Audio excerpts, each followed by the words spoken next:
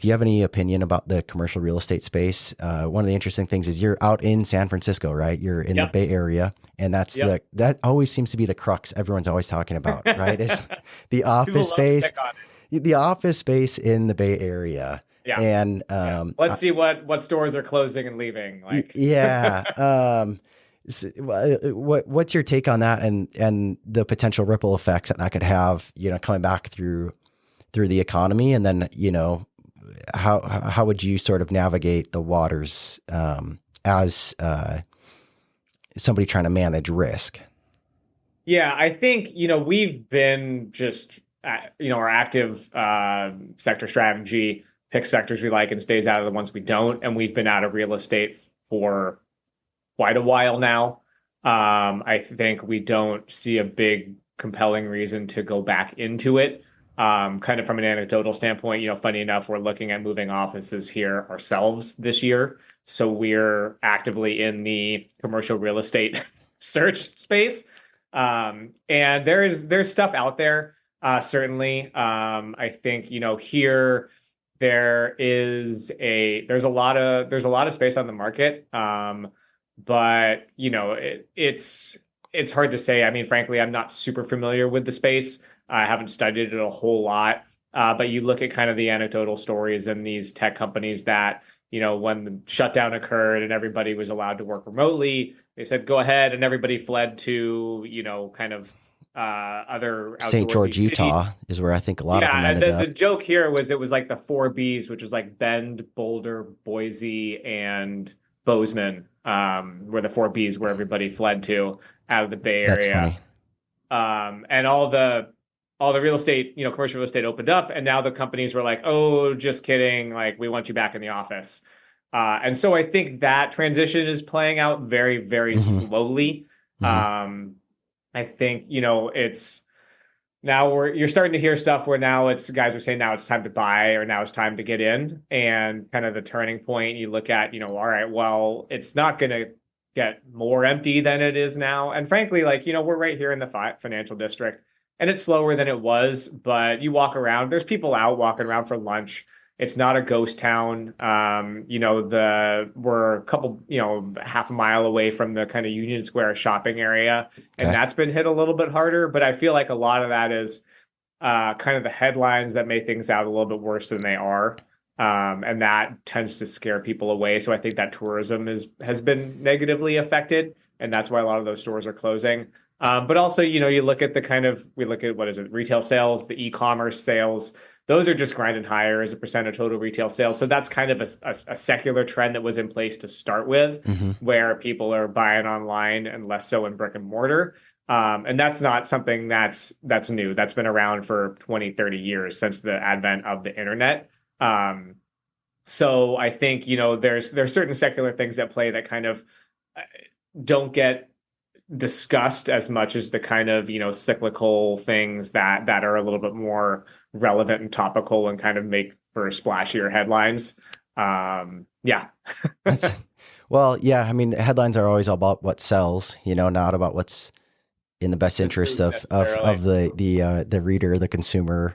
And Yeah. certainly I would feel comfortable saying that most people writing headlines typically are not saying, man, is this going to put somebody in the right headspace as an investor No, to if it make a leaks, good it leaks. decision? Like that's how it goes. Yeah. So Yeah.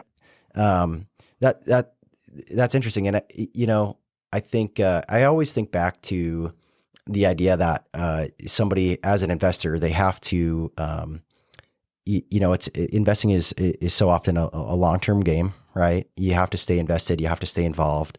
But the extent or level to which you do that might vary across times, especially as a risk manager. And there's so many headlines out there about, commercial real estate's going to bring down the whole market. Everyone wants to talk about it, and there's validity to it to a certain point, right? I think there's that's why I was interested in your opinion as a fundamental guy, where you guys are doing a lot of the fundamental valuations. I always think real estate's a very fundamental space. A little bit more difficult from a technical standpoint if you're a technical trader, because of the absolute just uniqueness and fundamental nature. And that's my opinion. But being able to wrap your head around the whole situation as an investor and say, well, if I employ other ideas or strategies and have a well-balanced plan to my entire portfolio, then everything's going to be likely okay, right? Yeah. Some things are going to go down in value and other things are going to go up in value, hopefully. Yeah. No, neither of us are in the business of ever guaranteeing anything, but through prudent risk management, we can hopefully help people stay a little bit more involved a little longer, which increases statistical odds of having a better experience, I think is a safe way to put it. Absolutely. I think one of our kind of mantras here is it's time in the market, not timing the market. We talk with, individual investors, advisors, a lot about our strategies. And question we often get is, are you kind of tactical in that you can go to cash when you see things kind of going pear-shaped, getting bad? And the answer to that is basically no.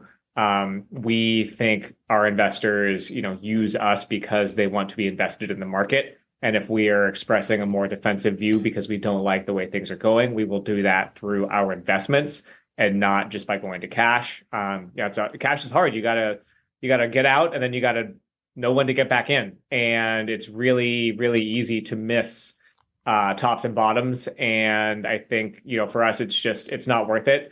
You have those stats, whereas, if you miss like the 2 or 3 best trading days of the year, your return is cut in half. And that sort of thing is like, do you really want to try to time that? I don't think so. Sorry, go ahead. I was just going to say, I think there's another side of that argument always, though, that people so often forget to talk about. And that's that if you miss also like the worst 3 days. So, not the. But again, right. You're picking the 3 days. Yeah, you're picking the 3 days. And you get a cherry pick. But I guess the thing that highlights is, they always say if you miss the best 3 days, your return gets cut in half. But it's like if you miss the best, or if you sometimes on those things, and this is a total, I don't have the exact number here, but it's significantly higher than, like doubling the return. It's a way better, right? So because the downside volatility is so much more significant than the upside volatility. I think the corollary to that is the best days come right on the heels of the worst. Right. And you're right. And then there's ones that say, well, what if you miss both the best and the worst, right? Yeah. What does that look like? And it still looks pretty good. And so I think there is a place in some portfolios, or in a lot of portfolios, there is a place for the risk management style of tactical management, where people are moving in and out of the market, just like there's a place to utilize leverage and not utilize leverage. And, everything goes back to position sizing. But I think that there's also to a certain degree, you're foolish if you take all of your eggs and, put them in one basket. Just like diversification, in my opinion, is a principle that should be applied beyond just asset allocation as a security, if you will, right? So like we would both probably agree it would be really unwise to pick one single name and put all of your money there and let it ride on one single company. I think any seasoned investor would agree. Like even you could be the most sure investor. Warren Buffett didn't even do that, right? Well, he's a big story last year. Yeah, he's classically kind of against diversification, right? He talks about diversification. Only gives you more comfort if you didn't know what you were invested in, right? Yeah. And he didn't have his money in a single name. I think you're kind of silly if you have all of your whole plan or strategy is all behind one singular idea too, right? So if you're all tactical, I think you're kind of missing the mark. I think if you're, if somebody's all, fundamental only, deep value investor, I think they're potentially missing the mark. It might turn out really well for them and they might be great at it, but your average guy or your average investor, probably should look at a wide range of different ideas and then combine not just asset classes, but different ideas and approaches to build something together that's going to, manage the volatility, try to manage the standard deviation while still capturing the beta of the market.